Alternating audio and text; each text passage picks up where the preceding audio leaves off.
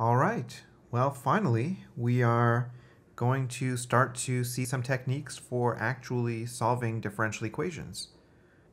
So let's consider the absolutely most basic case first of all. And that would be if you have a first-order differential equation in normal form where the right-hand side doesn't even feature the dependent variable. Okay, now this is not autonomous. Autonomous would be where if it only had the dependent variable and no independent variable. So this is even more trivial, and it's so basic that I'm not even sure this has a name. But basically, this is saying we're thinking of some function y, and its derivative is equal to g of x. So what's y? Well, it would simply be the antiderivative of g of x. Okay, so as a quick example, if we were staring down this differential equation, dy dx equals, say, 1 over 1 plus x squared, then we can skip to its solution and say, well, y is the function whose derivative is 1 over 1 plus x squared. So therefore, y is equal to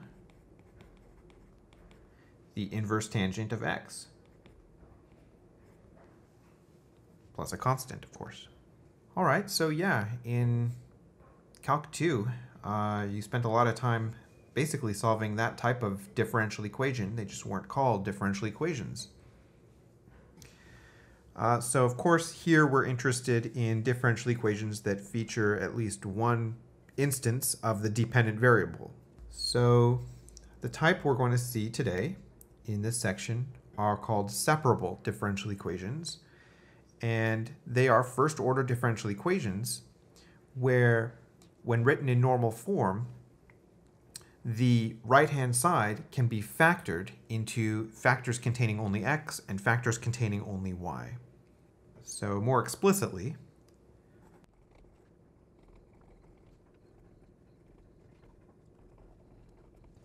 this is a separable differential equation because it's written in normal form, and it does feature the independent and the dependent variable here, but the important thing is they can be factored. They can be separated within that right-hand side. So as an example, you might have this differential equation. So because the right-hand side can be separated into factors involving only x multiplied by factors involving only y, this is separable. And specifically, we can see that this is e to the 2x times e to the y cosine y. So this guy we would call our g of x, and this guy we would call our h of y.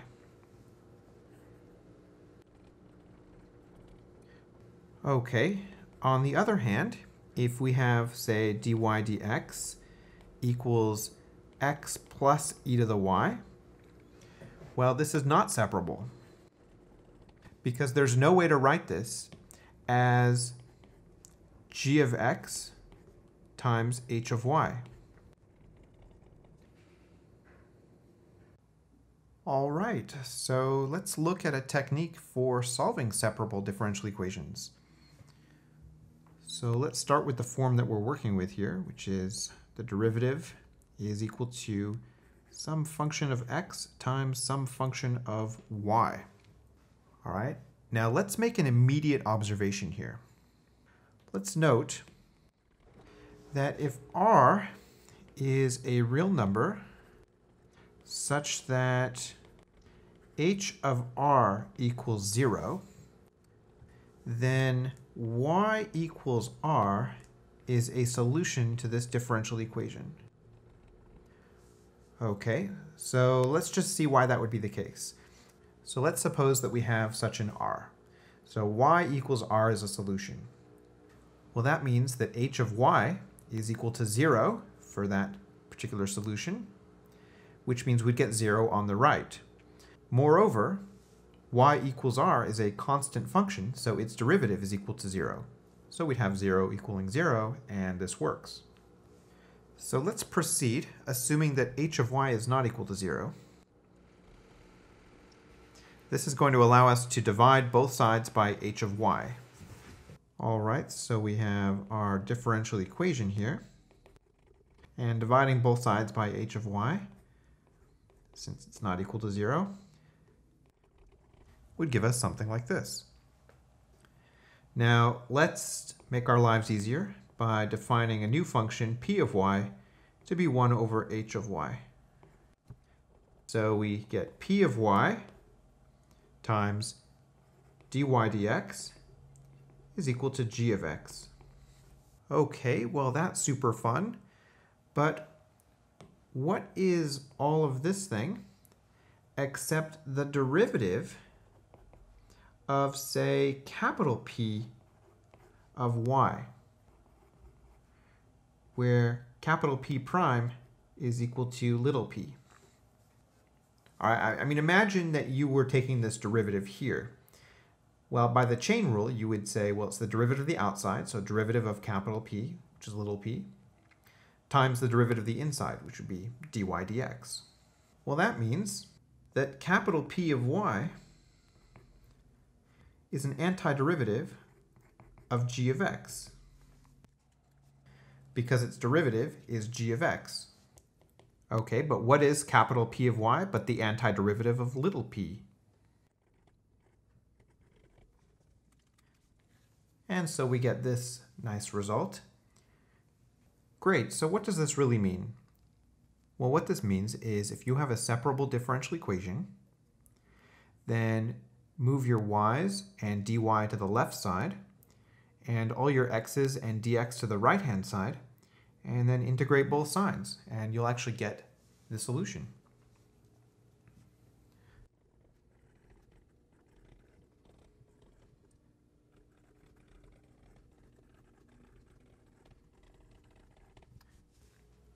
It's actually a pretty simple process. So the rest of our lecture, we will just see some examples of this. All right, so here we have a differential equation. It's not clear that it's separable. So one thing we can do is try to write it in normal form.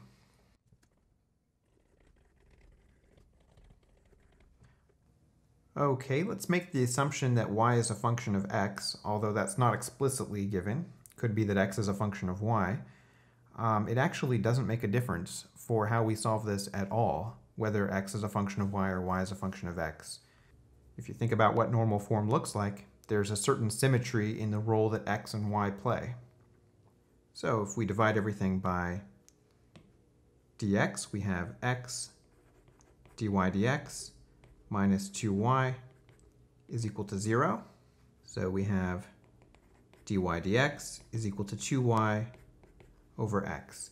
And in fact, we can see that this is indeed a separable differential equation because we can write it as, say, 2 over x times y, where here's our g of x and y is our h of y.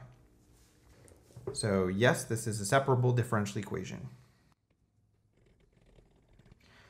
Okay, let's also note that h of y is 0 when y is equal to 0, which means the constant function y equals 0 is a solution. All right, so let's proceed, assuming that y is not equal to 0, and we'll try to separate the variables. So what we mean by that is move all x and dx to one side, and move all y and dy to the other side. So here's where we left off. We can bring the dx to the right, and we can bring the y down to the left, so we get 1 over y dy is equal to 2 over x dx. All right, now strictly speaking, we didn't need to get this thing into normal form first. This is actually just 1 or 2 moves away from the very beginning. You could have just started it from the beginning and said Well, let's move the 2y dx to the right-hand side and then divide everything by y and divide everything by x, and you would immediately get here. So you do not need to get to normal form first. However, keep in mind that we did divide by y, so that would mean that at some point you need to manually acknowledge whether or not y equals 0 is a solution and needs to be considered. Okay, well, now that the variables are separated, integrate both sides. So we have 1 over y dy equals 2 over x dx, integrating both sides. Okay, well, the left-hand side integrates to natural log of the absolute value of y. And it does generate a constant, but we also know that the right-hand side will generate a constant. So we might as well subtract one constant from the other and just burden only one side with having a constant. So we're going to just do that. Right-hand side integrates to 2 ln of absolute value of x, and we'll put our constant here. You'll see in a moment why I'm calling this constant c1 and not c.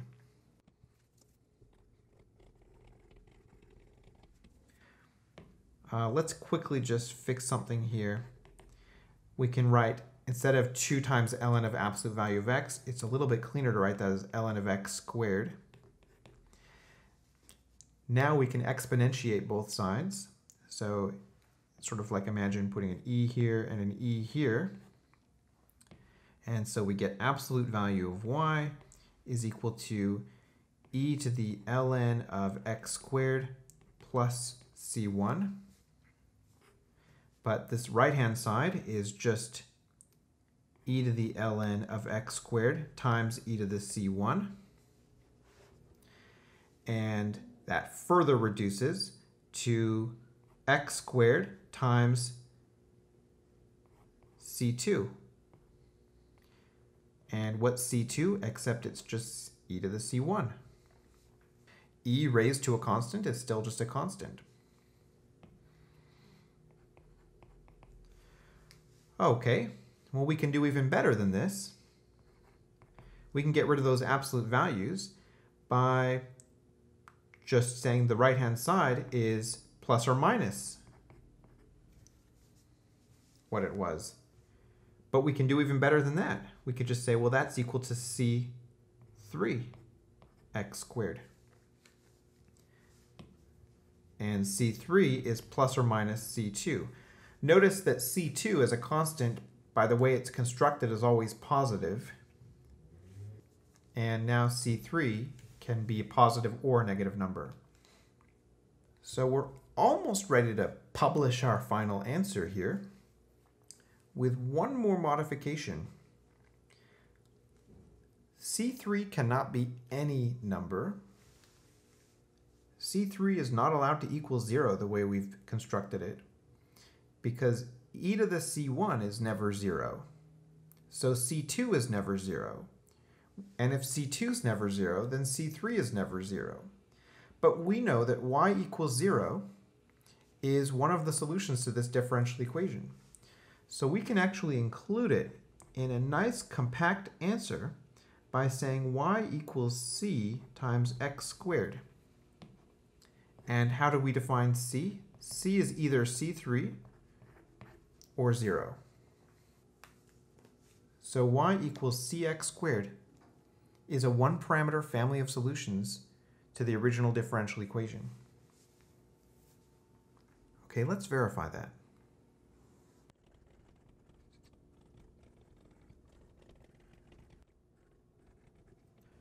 Okay, well, if y is equal to cx squared,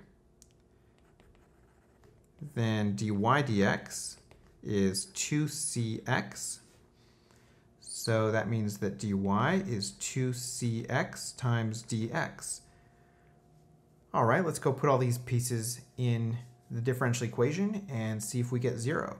So of course we'll work with the left-hand side. It's the more interesting side. So here was the original left-hand side. And we know that dy is 2c x dx. And y is cx squared. So we get 2cx squared dx minus 2cx squared dx, and indeed we do get 0. So we win. All right, bueno, we have a new one here. So let's begin with the exhaustive task of writing it in normal form. Okay, that's done. And we can see indeed this is separable because we have stuff involving x multiplied by stuff involving y. So now let's move all the x's and dx's to one side and the y's and dy to the other side. Okay, so of course we'll move the dx to the right, and so we'll divide everything by y squared. But there's a solution here we're at risk of losing. So let's quickly note that y equals 0 is a solution to this differential equation. Whereas the moment we're dividing by y squared, we are assuming that y is not equal to 0. Okay, so we have our variables separated, and so now let's integrate both sides.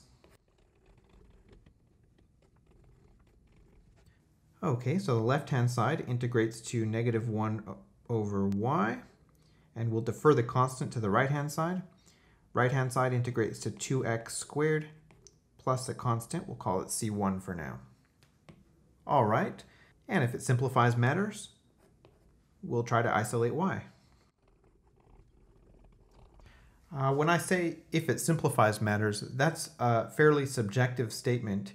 Sometimes it's just a cleaner form to have y written implicitly in the equation. For instance, if your answer were a circle, it's much nicer to write it this way than it would be to write something like this.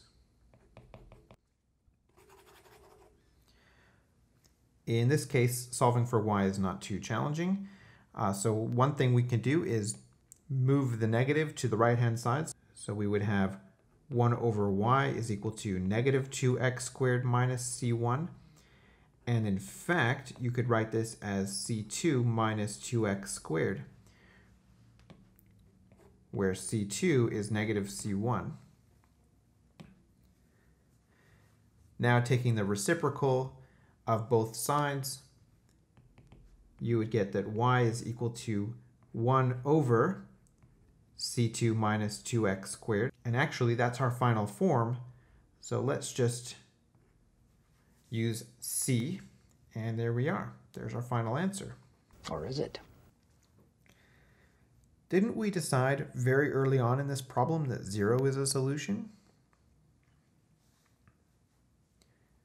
Well, in this case, there's no c value that generates the solution 0. 0 is not part of this family of solutions here.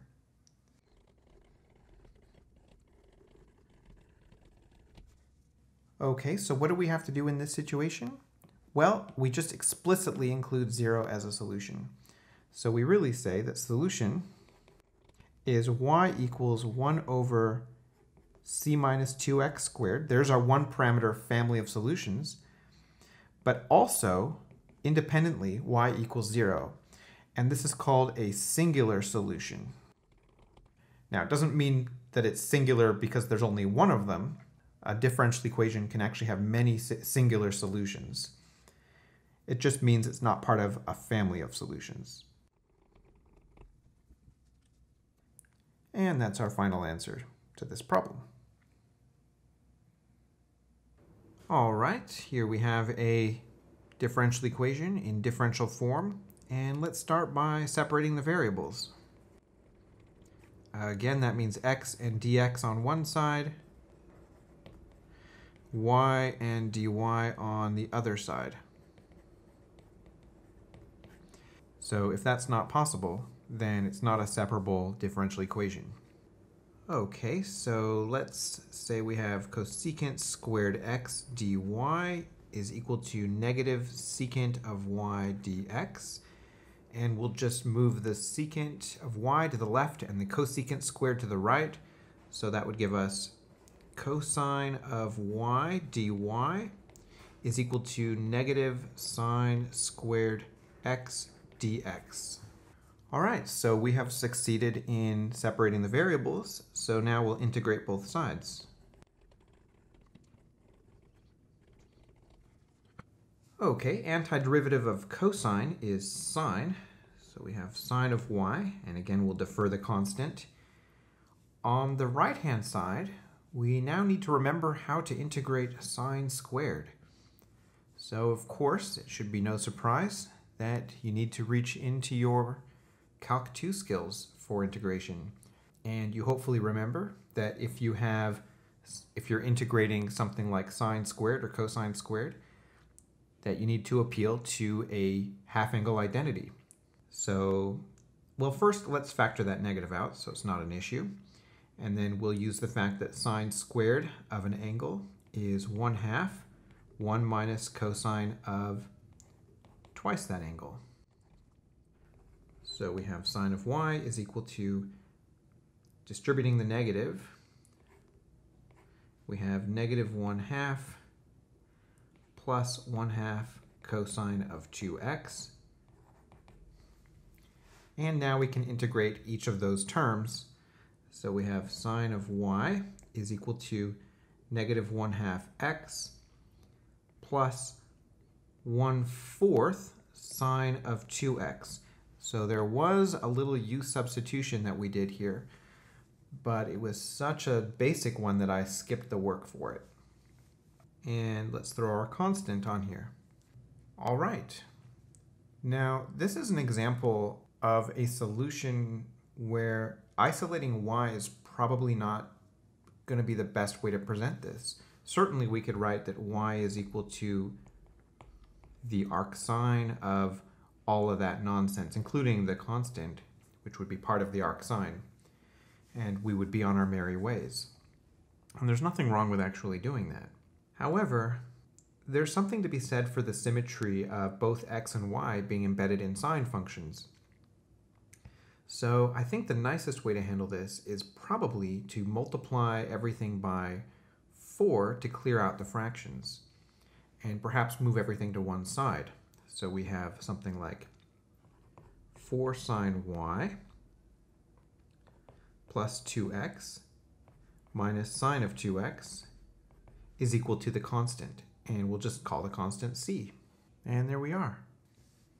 On a quiz or an exam, I will be very explicit in the phrasing of a question on whether or not you need to isolate y or not as part of your final answer. All right, let's give this one a shot here. So let's start by separating the variables.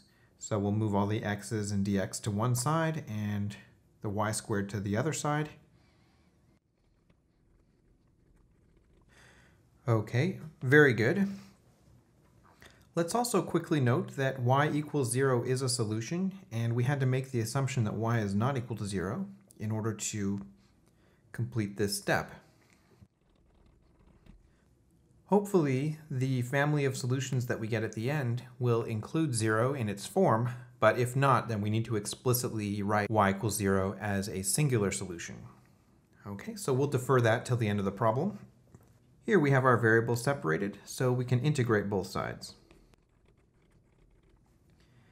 And this left one is fairly straightforward. 1 over y squared, that integrates to negative 1 over y. But the right side, well, that's not so obvious. That's going to challenge our knowledge of integration techniques. So why don't we actually just work that one out as side work?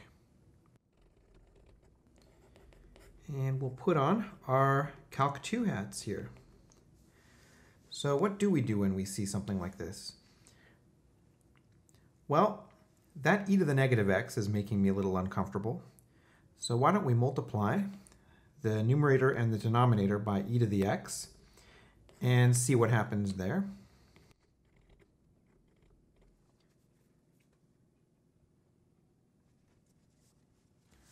Okay, look at this. This is e to the x dx divided by 3e to the x squared minus 1. So perhaps if we let u be 3e to the x, and our du would be 3e to the x dx, then we would arrive at the form 1/3 du over u squared minus 1.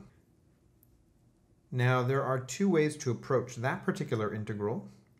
One is to use partial fraction decomposition, because u squared minus 1 factors to u minus 1, u plus 1. And the other method, which is probably a little more straightforward, is to use trigonometric substitution. And I think we should use that, especially because our next example will require a little partial fractions. So you'll get a review of that in the next example.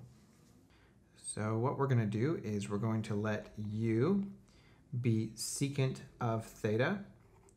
So du is secant of theta tangent of theta d theta. And our integral transforms to secant of theta tangent of theta d theta, all divided by secant squared of theta minus 1.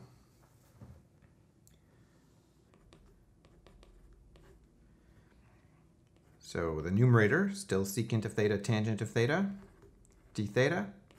The denominator, secant squared minus 1. Well, we know that's tangent squared of theta, right? I tan secretly. So a factor of tangent cancels, and we get 1/3 secant of theta over tangent of theta d theta.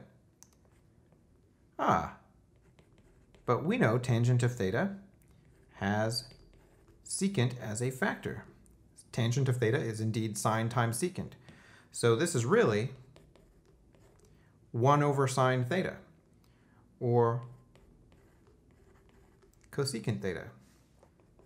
So what's the antiderivative of cosecant? Well, it's negative ln of cosecant plus cotangent. Okay, now we have to reverse through our sequence of substitutions. So recall that u is equal to secant of theta, which means we're going to need to draw a triangle. And secant concerns hypotenuse over adjacent, so we can label the hypotenuse as u, the adjacent side of theta as 1, and using the Pythagorean theorem, we know the opposite side is radical u squared minus 1. So now we can read the trigonometric values off of this triangle. Cosecant of theta would be u over rad u squared minus 1. That's hypotenuse over opposite. And cotangent of theta would be 1 over rad u squared minus 1. Okay, so we have negative 1/3 ln of u plus 1 over radical u squared minus 1. And of course, we can move the negative inside the natural log, which will replace the contents of the natural log with its reciprocal. And we can also split the ln into two parts. So if we combine all of those moves, we're going to get 1/3 ln of the square root of u squared minus 1 minus 1/3 ln of u plus 1. Of course, these are all in absolute values. You may prefer writing this first term as 1 over 6 times ln of u squared minus 1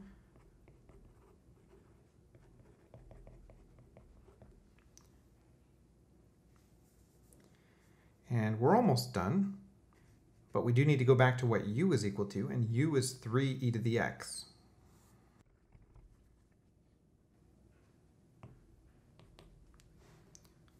So we get 1/6 ln of 9e to the 2x minus 1 minus 1/3 ln of 3e to the x plus 1. Now that expression's naturally positive, so I'm omitting the absolute value bars, and then plus our constant. Okay, that ends our side work.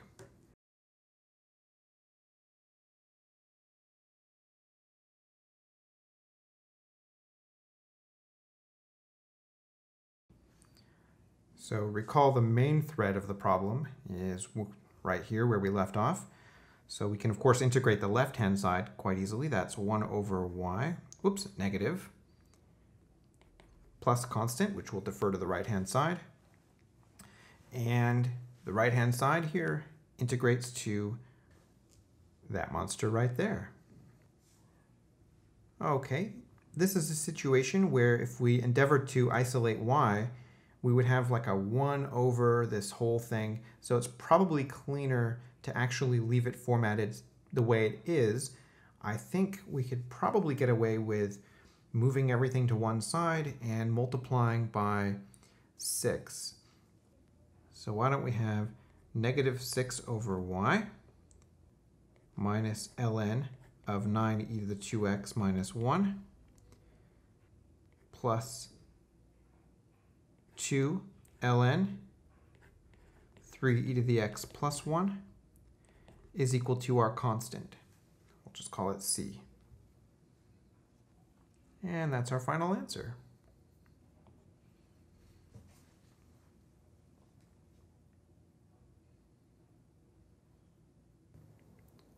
All right, here we have an initial value problem, and we're going to approach it basically the same way, solve the differential equation, but once we have a family of solutions with a parameter, we're going to plug in the initial value here and work out the parameter for that situation, and we will have our particular solution. Let's dig in. So let's push the a's onto the left with dA, and we'll move the dt over to the right. So we have dA over a squared plus a is equal to dt. So we have succeeded in separating the variables. And of course, we're not working with x and y here. A is the dependent variable and t is the independent. So, okay, let's integrate both sides. All right, this is another example of an integral where perhaps we should lift it out of the problem and work it out as side work. And we'll factor that denominator. So we have a and a plus 1 as factors of the denominator. So we know that we can work this out with partial fraction decomposition. And as it happens, we usually like to put capital A, capital B, capital C as our numerators. But capital A is taken, so let's go with B over A plus C over A plus 1. And let's just remember that A is not one of our unknown coefficients for the partial fraction decomposition, but A is actually the dependent variable of the function that we're ultimately trying to solve for. So multiplying everything by A times A plus 1 will give us B, A plus 1, C times A, and we can work out the coefficients B and C using the cover-up method. So we will let A, for instance, equal 0, and that will tell us that B is equal to 1. And if we let A equal negative 1, then we will see that C is equal to negative 1. And so therefore, our integral is the integral of 1b, which is 1 over a, plus negative 1, which was c over a plus 1.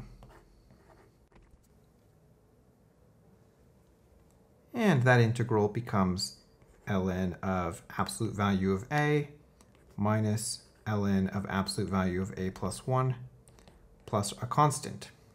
And that's the end of the side work. So returning to the main thread of the problem, if you recall, we had dA over a plus 1 is equal to integral of dt. And the left-hand side we just worked out is ln of absolute a minus ln of absolute a plus 1. And we'll defer the constant to the right-hand side here. Right-hand side integrates to t, and we'll throw that constant in now.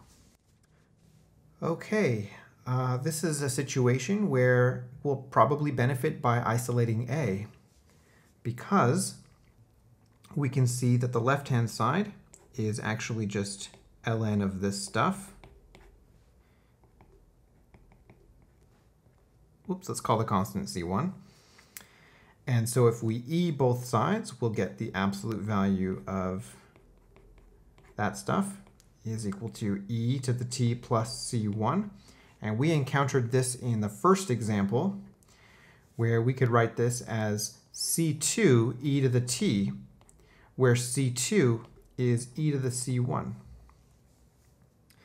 And we could go even a step further, and we could call it C3, where C3 is plus or minus C2, and get rid of the absolute values. So now we have A over A plus 1 is equal to C3 e to the t. Okay, so now let's finish solving this for A. Well, it's probably going to be a little bit easier if we take the reciprocal of both sides. And here we get another new constant. And the reason why I wanted to do that is so we could write this as 1 plus 1 over A equals C4 e to the negative t. So 1 over A is equal to C4 e to the negative t minus 1. And now, taking reciprocals one more time, we can get that A is equal to 1 over C e to the minus t minus 1. And we can just say C is equal to C4. Okay, so this would be the general solution to the differential equation. However, we were given an initial value that y of ln2 is equal to 1. So let's work out the particular solution.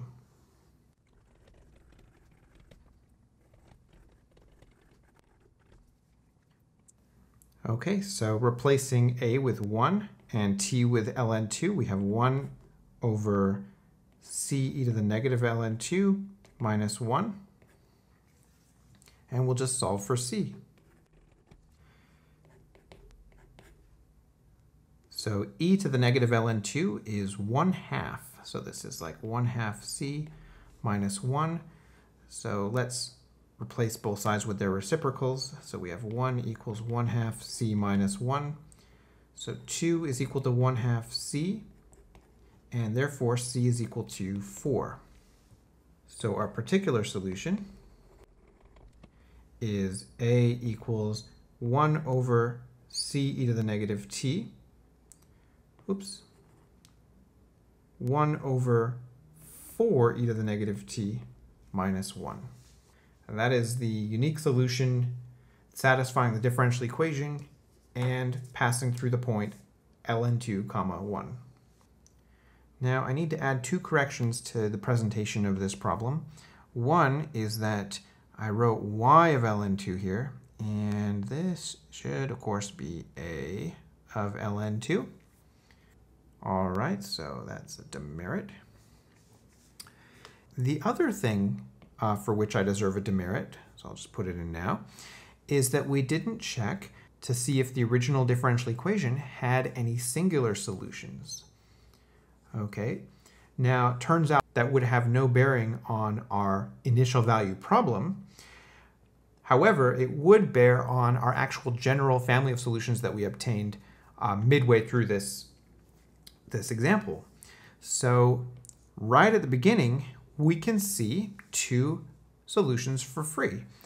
We can see that a equals 0 and a equals -1 are solutions to the differential equation. Okay, neither would satisfy this condition here, so it's not a crime that we didn't acknowledge these, but it was an oversight on my part. Those are solutions. They evaluate on the right-hand side to 0, and both of their derivatives are, of course, 0 because they're constants, so they're solutions to this differential equation. Now let's go and look at our one-parameter family of solutions and see if a equals 0 or a equals -1 is naturally produced by that form.